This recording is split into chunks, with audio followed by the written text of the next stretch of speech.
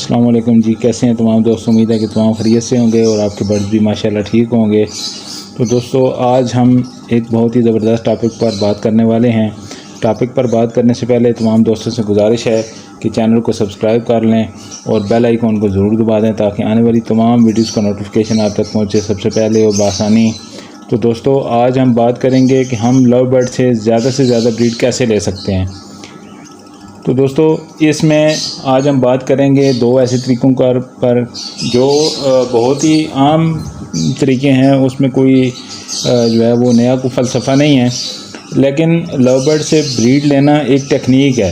तो ये जो वीडियो है जी, ये ख़ास तौर पे नए फैंसीयर्स के लिए, जिनको जो है ना वो समझाना मकसूद है उनके लिए, ताकि जो मेरे पास नॉलेज है वो आप लोगों को तक जो है वो ज़रूर पहुँचे, या जो मेरा तजर्बा, जो मैंने एक्सपीरियंस किया है वो आप तक शेयर करना उसका मकसद है। तो दोस्तों, चलते हैं वीडियो की तरफ। उसमें यह है कि जी नंबर 1 जो उसमें तरीका है वो ये है कि जी आपने एग फोस्टरिंग करनी है। एग फोस्टरिंग करने से जो है वो जी हम मकसद है एक सीज़न में जो है एक पेयर से हम ज़्यादा से ज़्यादा ब्रीड हासिल कर सकते हैं। तो जब हम इस तरीके से जो है वो एग फोस्टरिंग करेंगे जी, एक पेयर के जो एग्स हैं जो उठाकर हम दूसरे पेयर के नीचे जो है फोस्टर करेंगे, तो उसमें ये भी नहीं है कि जी आपने सारे के सारे एग्स एक पेयर के उठाकर एक पेयर के नीचे ही करने हैं। आप डेट बाई डेट के हिसाब से एक दो एग्स जो है वो एक पेयर के नीचे फोस्टर कर दें। इसी तरह दूसरे 2 एग्स जो हैं वो आने में अगर डिले भी हो जाती है, 1-2 दिन का फ़र्क आ जाता है, या इस तरीके से है, तो आपने वो 2 एग्स जो हैं वो किसी और पेयर के नीचे भी आप फिर जो है वो फोस्टर कर सकते हैं।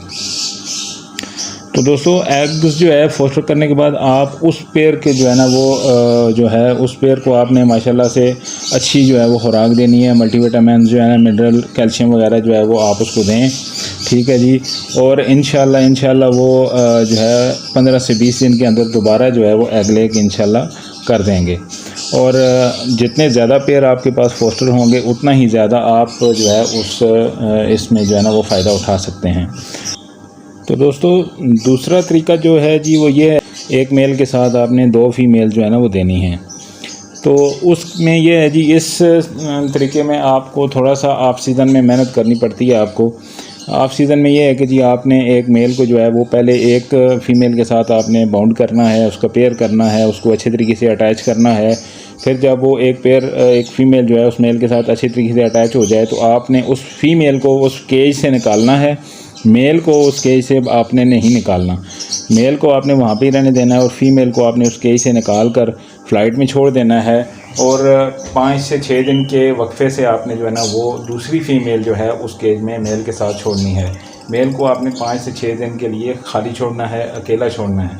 तो दोबारा आपने दूसरी फ़ीमेल को जो है वो, जिसका आप चाहते हैं कि जी मैं इसका जो है ना वो इस फीमेल को इस मेल के साथ छोड़ूं।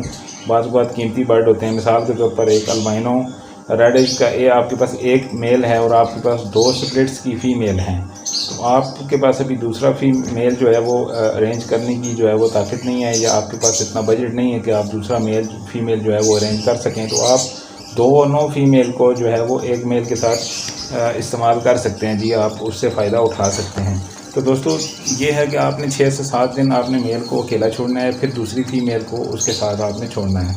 जब आप उस पेयर को भी वो आपस में अटैच हो जाएगा, उसको जो है ना वो अच्छे तरीके से उनको आपस में अटैच होने देना है, बाउंड होने देना है, और उसके बाद उस जो है वो पेयर को लगे रहने देना है। जब सीज़न शुरू हो, सीज़न के स्टार्ट होने पे आपने जो पहले वाली फ़ीमेल है उसको उस दूसरी फ़ीमेल को निकाल देना है, फ़्लाइट में छोड़ना है, और मेल को अच्छे तरीके से मल्टीविटामिन और ये वो खुराक जो है वो आपने अच्छी तरीके से देनी है, और आपने पहली फ़ीमेल को उसके साथ दोबारा छोड़ना है, ठीक है जी। जब वो पेयर अटैच हो जाएगा, बॉक्स आप लगा दें, इंशाल्लाह एग लेइंग आएगी। लव बर्ड के ये होता है कि जी अपनी पेयरिंग को नहीं भूलते, ये जिनके साथ ये बाउंड हो जाते हैं उसको ये पेयर को नहीं भूलते। जब एग लेइंग आ जाए पहली फ़ीमेल के साथ, आप उसके जो है वो एग्स को उठाकर किसी भी दूसरे जो है वो पेयर जो आपके पास फोस्टर पेयर हैं उसके नीचे आप फोस्टर कर दें, और उस फीमेल को जो है ना उठाकर आप जो है ना वो फ़्लाइट में छोड़ दें, बॉक्स को लगा रहने दें, मेल को उसी केज में रहने दें, ठीक है जी।